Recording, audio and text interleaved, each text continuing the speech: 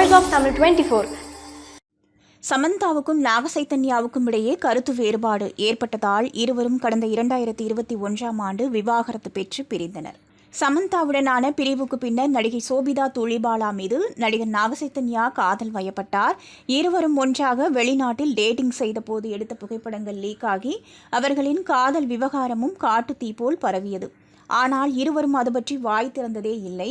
இந்நிலையில் கடந்த சில ஆண்டுகளாக ரகசியமாக காதலித்து வந்த இந்த ஜோடி தற்போது திருமண பந்தத்தில் இணைய முடிவெடுத்துள்ளதாம்.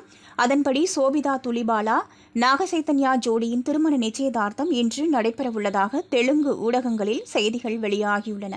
அதுவும் நாகசைத்தன்யாவின் இல்லத்தில் வைத்துதான் இந்த திருமண நிச்சயதார்த்தம் நடைபெற இருப்பதாக கூறப்படுகிறது.